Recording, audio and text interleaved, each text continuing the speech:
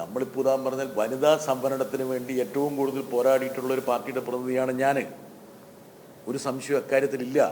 പക്ഷേ അതിൻ്റെ മറവിൽ എൻ്റെ സംസ്ഥാനത്തിൻ്റെ ദക്ഷിണേന്ത്യ സംസ്ഥാനത്തിൻ്റെ ഭാവിയെ മുഴുവൻ തകർക്കണമെന്നാണോ താങ്കൾ പറയുന്നത്?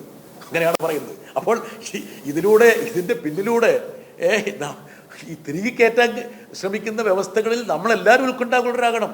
അത് കേവലം ജോൺ ബ്രിട്ടാസ് എന്നുള്ള വ്യക്തിയുടെ മാത്രം പ്രശ്നമല്ല. ഞാനിത് പൊതുവേ ഇന്ത്യൻ ഫെഡറലിസത്തിൻ്റെ ഒരു പൊതുസ്ഥിതിയെ ഉദ്ദേശിച്ചാണ് ഞാൻ പറയുന്നത്. പിന്നെ അങ്ങനെ ഒരു ആത്മാർത്ഥത ഉണ്ടായിരുന്നെങ്കിൽ ചെറുപ്പക്കാരാ എന്നാൽ 2023 ഈ വ്യവസ്ഥ വെച്ചുകൂടായിരുന്നു. ഇമ്മീഡിയറ്റ് ഇംപ്ലിമെൻറ്റേഷൻ ഏതാ ചാനലേതാ? അല്ല ചോദിക്കുക അല്ലല്ല എന്താ കാരണം ഞങ്ങളെന്തോ മോശപ്പെട്ടൊരു കാര്യമാണ് ചെയ്യാൻ ഉദ്ദേശിക്കുന്നത്. പേരെന്താണ്? അജ്മല്. എവിടെയാണ്? ഏത് ചാനലാ? 24. മോനെ അജ്മല്, ഇത് വനിതാ സംവരണം നോൺ നെഗോഷ്യബിളാണ്. അത് നടപ്പിലാക്കണം. ഞങ്ങളുടെ പ്രതിനിധികൾ നേതാക്കന്മാർ ബൃന്ദാക്കാരോട്ടൊക്കെയാണ് ഇതിനു വേണ്ടിയിട്ട് ഏറ്റവും കൂടുതൽ പോരാടിയിട്ടുള്ളത്. പക്ഷേ ഇതിപ്പോൾ ഇവർ ഉദ്ദേശിക്കുന്ന രീതി എന്താണെന്നുള്ളതാണ് ഞങ്ങൾക്ക് വലിയ ആശങ്ക സൃഷ്ടിക്കുന്നത്.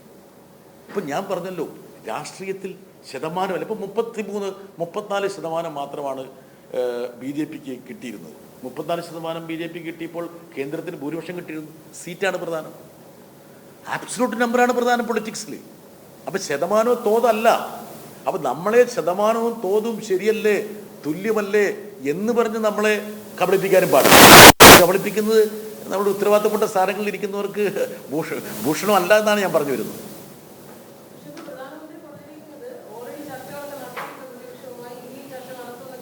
അതെ, ഇനിയും ചർച്ച നടക്കണം. ഞാനൊരു കാര്യം പറയട്ടെ, ഞങ്ങളെ വിളിച്ചിരുന്നു, ചില പാർട്ടികളെ വിളിച്ചു. ഞങ്ങളെ വിളിച്ചപ്പോൾ ഞങ്ങൾ പറഞ്ഞതെന്ന് വെച്ചാൽ, എന്നെ ബന്ധപ്പെട്ടിരുന്നു, നിയമമന്ത്രി ബന്ധപ്പെട്ടിരുന്നു, പാർലമെൻ്ററി കാര്യം ബന്ധപ്പെട്ടിരുന്നു, 1-to-1 ചർച്ചയ്ക്ക് എന്നെ.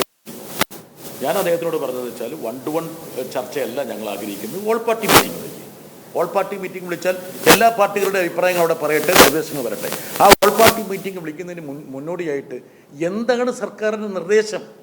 ഞങ്ങൾ ഇരുട്ടിത്തപ്പോഴാണ് ഇപ്പോൾ എന്താണ് ആക്ച്വലി ഗവൺമെൻറ് വിഭാവനം ചെയ്യുന്നത്, ആഗ്രഹിക്കുന്നത് എന്നുള്ളത് ഞങ്ങൾക്കറിയില്ല. ഈ പറയുന്ന 50% സീറ്റുകൾ വർദ്ധിപ്പിക്കുമെന്നുള്ളത് യഥാർത്ഥത്തിൽ ചില പാർട്ടികളോട് അവർ പറഞ്ഞ കാര്യമാണ്. അങ്ങനെയാണ് എനിക്കറിയാവുന്നത്. എൻ്റെ രാജ്യസഭയിലെ സഹപ്രവർത്തകർ സമാജ്വാദി പാർട്ടിയുടെ രാം ഗോപാൽ യാദവും ജാവേദ് അലിഖാനും പോയിരുന്നു. അപ്പോൾ അവരുടെ അടുത്ത് പറഞ്ഞത് ആണ്, നമുക്ക് 50% വർദ്ധിപ്പിക്കാം, അപ്പോൾ ആരുടെയും സീറ്റൊന്നും പോവില്ല, ഏത് പുരുഷ പ്രമാണികളുടെ സീറ്റൊന്നും പോവില്ല, നമുക്ക് അങ്ങനെ ഇതിനെ ആക്കിയെടുക്കാം. പക്ഷെ അതിൻ്റെ ഒരു മറുവശമാണ് ഞാനിവിടെ അവതരിപ്പിക്കാൻ ശ്രമിച്ചത്.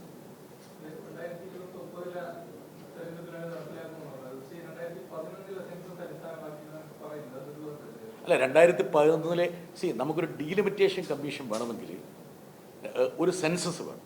അതാണ് എൻ്റെ റൂള്. അപ്പോൾ അതിനൊരു നിദാനമായിട്ട് 2011 സെൻസസ് ആക്കുകയാണ്. അതേസമയം സീറ്റുകൾ സംബന്ധിച്ച് ധാരണയാവുകയും ചെയ്യുന്നുണ്ട്. അതായത് കേരളത്തിൽ 30 സീറ്റ് ഉണ്ടാവും.